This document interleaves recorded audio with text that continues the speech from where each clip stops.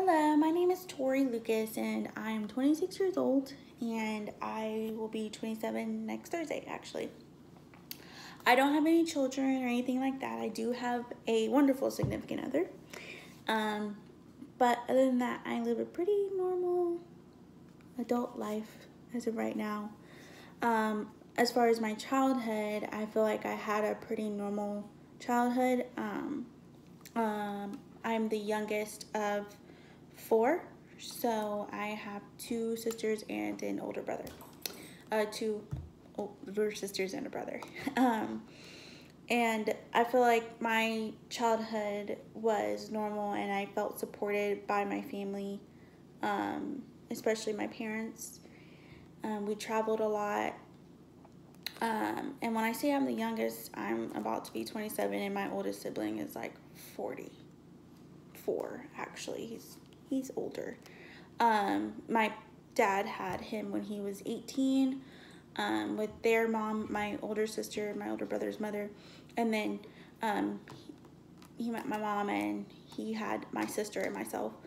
My sister, who is closer to my age, is 31 now. So me and my sister, the 31-year-old, we lived in the same home together, of course, and we grew up together with my parents. So our childhood was pretty normal. We traveled all the time. My parents were very hardworking individuals. My mom, she works for the medical field behind the scenes with paperwork and everything. And then my dad, he was a UPS driver. He's recently been diagnosed with Alzheimer's, so he's no longer a UPS driver. And that definitely bothers me, of course, because he's like my best friend. Both my parents are, actually. So it really bothers me. So when I was growing up, I did witness my dad being physically abusive towards my mom. So I witnessed domestic violence with my parents, and my sister and I both did. At one point when we were younger, I want to say maybe I was like 5 or 6, and my sister might have been, she's 5 years older than me, so 12, 11 or 12, one of those. I can't remember exactly how old we were, but we were pretty young. And I saw my dad, like, I don't know what happened, or I don't know how the argument began, but he had my mom held up by her throat up against the wall, and I was hitting him with a Barbie, and I was like, get off my mommy, get off my mommy. And I don't really remember what happened from there, how it de-escalated. I don't remember if the police had come or not. I think my mom did tell me later on in life that the police did come, and they had seen marks on her neck. Surprisingly, CPS was not at our door. I don't know. I think maybe he had left or something. My dad had left that night. I'm not exactly sure what happened. But from there, they appeared to be doing better. They built a house together. It's a beautiful home. It was kind of down the street from where we actually were living previously. And it was a really nice home. It was beautiful. So everything seemed to be doing okay. But behind the scenes, they were having financial problems because of the home, as I learned in my adult life, speaking with my mom. And I guess, obviously, that escalated problems once again. And I remember me and my sister overheard them. Their room was on the complete other side of the home, and we were on the opposite side. And we could hear them yelling at each other, my dad cursing at my mom, and all of that. I don't believe he had physically assaulted her that night, but I do remember one night he did physically assault her, and then the next day she was like, I'm done. I remember going to the store with my mom, and she was crying, and we went back to, and my dad was trying to apologize profusely, and she was like, no, not having it. So then she ended up leaving with me, and we moved into an apartment on the opposite side of town, and my dad stayed in the home. So my sister stayed with my dad. My mom was not happy about that at all. And eventually me and my mom moved to San Antonio, Texas, where with her husband, or well, her boyfriend at the time. And I did not know that man, or the man, her husband now. I didn't know him. I had met him when we were literally moving there. I was very uncomfortable with the situation. I was 13 at the time, and I just didn't understand how my mom, who is a Christian and has these old Christian values, would move in with someone whom I didn't know. And being a teenager, especially knowing what I know now about sexual abuse and everything, and it's just like I didn't understand. I still kind of don't as an adult. So I didn't get along with him because he's like the stereotypical veteran. He definitely has an attitude of a veteran, which, you know, I don't knock it at all. I definitely thank him for his service. So I ended up moving back with my dad 6 months later to Oklahoma, back to Tulsa, Oklahoma. And me and my dad became very close. We became best friends. Of course, he was still my father. He still, you know, disciplined me when necessary. But I saw my sister get disciplined a lot when I was younger. So I was like, I ain't doing nothing. So I didn't get in trouble that often. But we became best friends. He helped me out with prom, and by helped, I mean he just kind of paid for things, but made sure that I had a lovely time. During that time with my father, seeing him and my mom had lost the home that they built together. They had to foreclose on it due to their divorce. So I saw him struggle financially, and he never once complained. He never once cried about it. He never once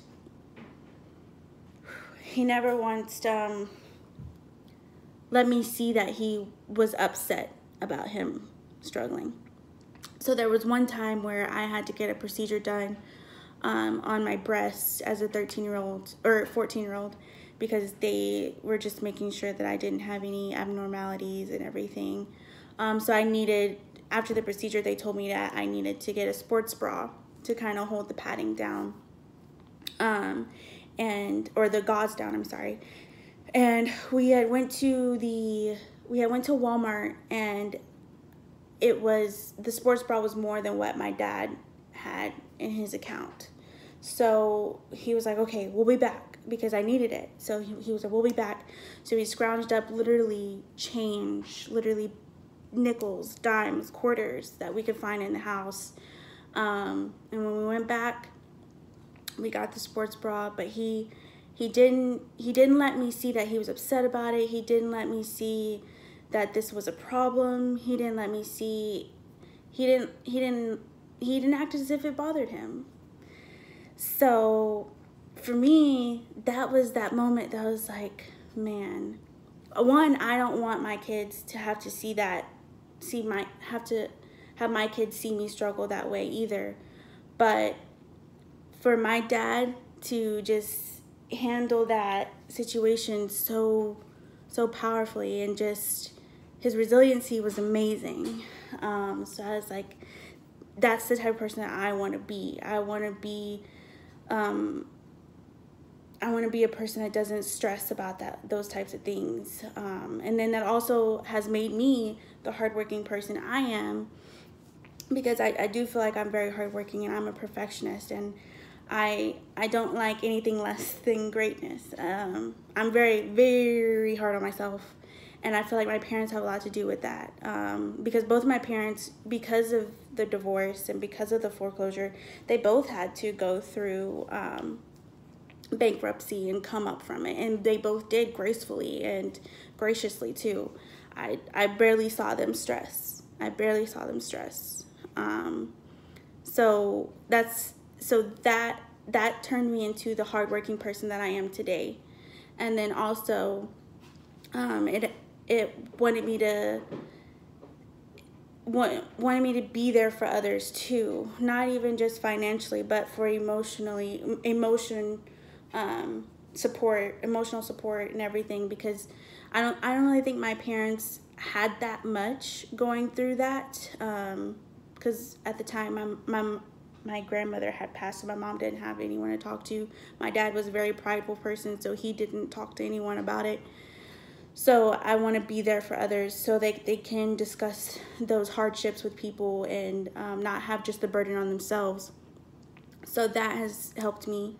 And then an obstacle that I have overcome for me was working with CPS. Oh my goodness, I feel like, yes, I've seen, domestic violence at firsthand with my parents, but for me to work for CPS, and embarrassingly, I didn't even know what Child Protective Services was before my internship. That is embarrassing. I don't like to admit that. Well, actually, I do like to admit it so people can realize that I've overcome or I've learned so much. But when I worked in permanency, it was a challenge for me, but not nearly as much as working in investigations was for me.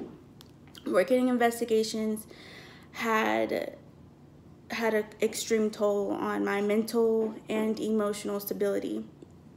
I was working in permanency for about 2.5 years, including my internship, and then I worked in investigations for 18 months. So I've been in the field for almost 4 years since I graduated with my undergrad, with my bachelor's.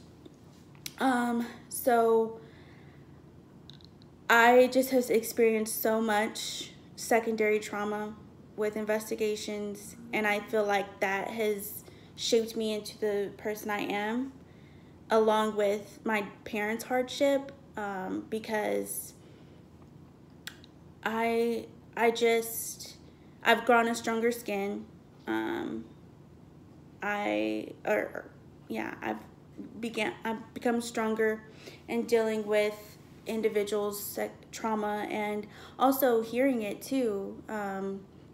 I'm not heartless or anything like that, but it makes it easier for me to listen and to empathize with individuals rather than just completely shut down, like, oh my God, you went through that, or because that's what happened when I was in permanency, because you hear these crazy stories, and I can empathize and I can try to work with people through their trauma and everything, rather than sit there and just completely shut down.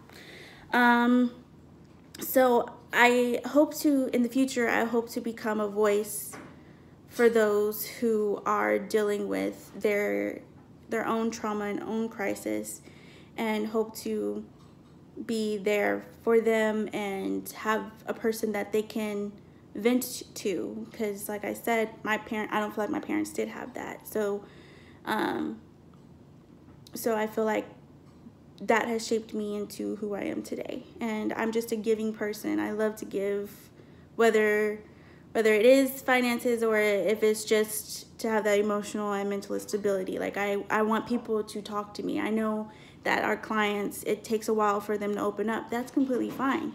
And that's another reason why investigations didn't work for me, because you have to go in asking those hard questions right away. And for me, that was not feasible because I like to build rapport with individuals. So yeah, I feel like I am progressing and becoming stronger, and also I see that in my future making me very successful in this field. Just what I have endured with my experience, and some with my personal life. And I hope that answers the questions. Thank you.